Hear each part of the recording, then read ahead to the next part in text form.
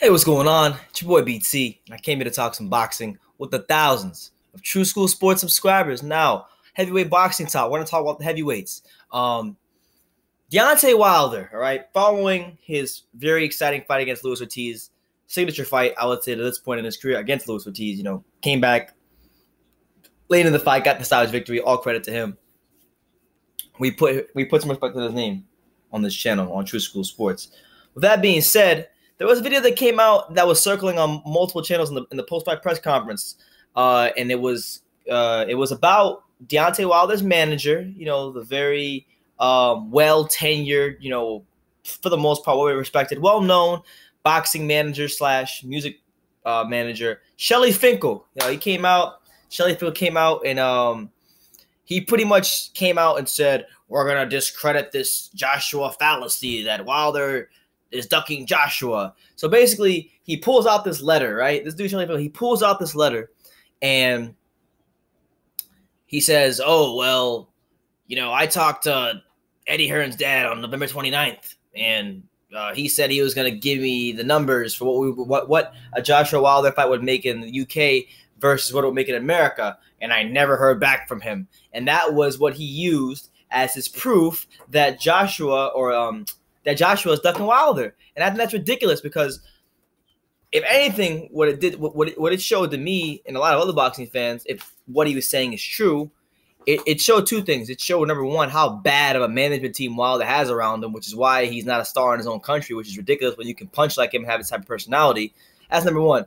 Number two, it also showed that Shelly Finkel is a freaking idiot because he didn't specify whether he followed up with them or not. So basically what you're saying is you talk to the guy, he's supposed to crunch some numbers, and you didn't hear from him supposedly, but you never followed up with him. That doesn't quite add up to me. That doesn't quite add up.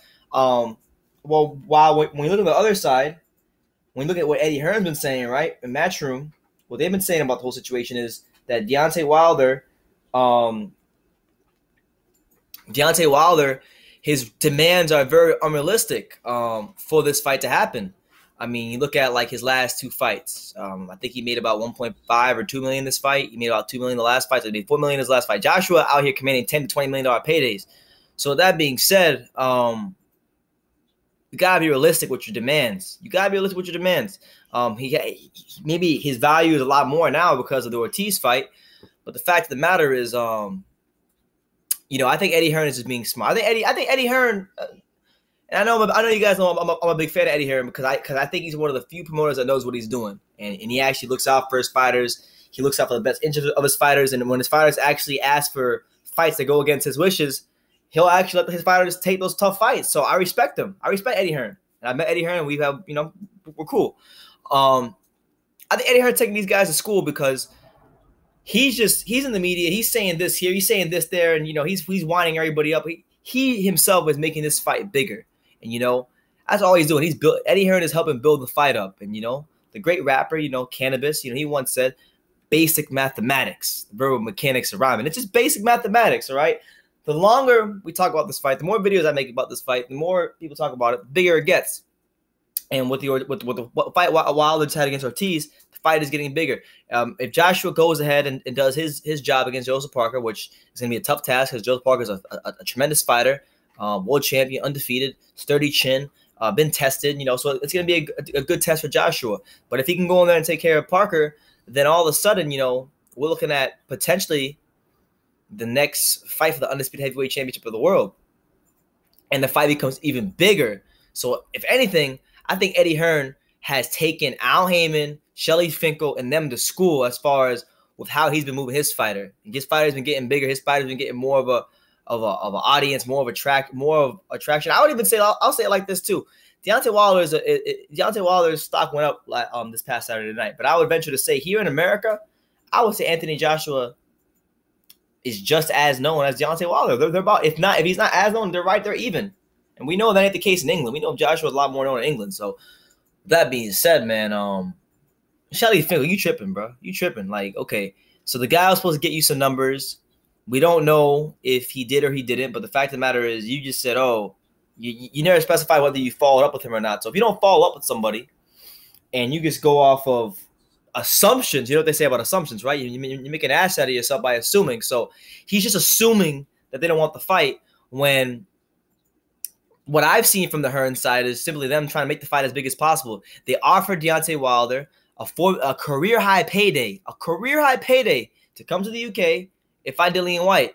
It would have helped build the fight more. You know, he would have been fighting in the UK market. You know, granted, the UK fans always support the boxing events, so it's not like they need Wilder to build the fight up anymore. But it would have helped. It would have helped them fighting Dillian White, and he would put more money in his pocket, and that's what it is. But he fought Ortiz, and what was the signature fight? So it still worked out for Wilder. He got a great win on his resume, and you know, big shout out to him. But this makes no sense. What Charlie Fingles is saying, it makes no sense. So if anything, the only thing that was exposed to me when I saw that video wasn't that they're ducking Wilder. Is that Wilder has a bad management team around him. It just further confirms that he has a bad management team around him that doesn't know what they're doing and that are just begging to fight. When if you go look at, let's say, let's use Joseph Parker, who's fighting Anthony Joshua next as an example. Do you guys see how aggressive his team was? His promoter, they were very aggressive in trying to make that fight happen. They made videos trying to call this guy out. They had a press conference to call this guy out. They did whatever they could to get that damn fight. And guess what? It got done. And they'll be fighting on the 31st at the Principality Stadium in Cardiff, Wales. So Wilder could go that route. But more importantly, not just Wilder, his team could go that route. But they don't want to go that route. They want to just sit there and they just want to beg for fights when beg for them to come to him. But no. You're the B-side. Wilder can go and beat 3 or 4 more heavyweights. It don't matter. You're still going to be the B-side. You don't have the star power Joshua have. You don't draw the fans Joshua have. You don't have 100. You have a lower knockout percentage than Joshua. And I'll say it like this. It's a shame that Wilder, the discrepancy of where Wilder and Joshua at in their careers as far as from like a visibility standpoint. It's sad that the discrepancy is that large because Wilder had such a head start, you know, to give you guys some perspective, okay? When Deontay Wilder beat Bermane Stiverne 3 years ago for the WBC title that he now holds, that he still holds to this day, right? Anthony Joshua was getting ready for his 11th professional fight with heavyweight journeyman Jason Gavin, right? So that happened there. You know, he was getting ready to fight Jason Gavin while Wilder was winning his heavyweight title. It's, 3 years later, Wilder finally, for the first time in his career, beat a B-level fighter, a B-level or above fighter in Luis Ortiz. And meanwhile, Anthony Joshua is already in his, 21st professional fight. In his 21st professional fight, Anthony Joshua is having his first unification bout. And I think that speaks volumes to, number one, the difference between. Actually, I stand corrected. Wait, is it? No, yeah, it's his first. Yeah, so his first unification fight in the 21st fight. So I think that speaks volumes to the difference in the levels of the management teams that are behind these guys. I know it's really what goes on behind the ring, but I'm gonna keep using this quote because Steve Kim put it brilliantly. Boxing is a business dressed up as a sport, and it is at the pro level. Anthony Joshua is where he is in boxing because of how Eddie Hearn, Matchroom Boxing, have been moving him. They've been moving him perfectly, having the biggest fights at the right time, taking the right risk at the right time. Anthony Joshua has done his part and delivered with flying colors. So it's been a two-way street. The promoter has done his job, taking the calculated risk, and the fighter has delivered. So when Matchroom Boxing, Anthony Joshua are a great example. When promoter and fighter are in sync, it should look like that. And when they're not in sync, it looks like what's happening with Wilder. You know, he's winning well and he's looking impressive, but he still can't. He don't have the negotiating power to ask for 50% because there's just not enough in his favor to ask 50%. So the fight will happen 2019. I was thinking if you would ask me this last year, I would have said 2018, but it'll definitely happen 2019. I think they're both going to knock out. Probably a mandatory. You probably have Joshua come to the States, make his American debut so he can build his profile here. Maybe Wilder fights Brazil or someone like that. And then after that, look for them to fight each other. So that's my opinion on the whole matter. I'll leave a link to that video of Shelly Finkel, and you guys can come to your own surmise, as my man Mr. Boxing Today would say.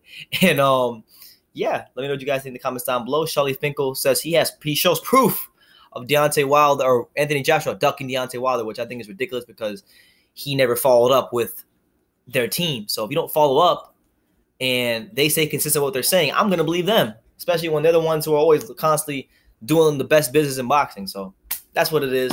You guys can like, comment, subscribe, do all that good stuff. And like I say in every video, you can love me or you can hate me, but I'm just a kid from Daniel. So until next time, take care, guys.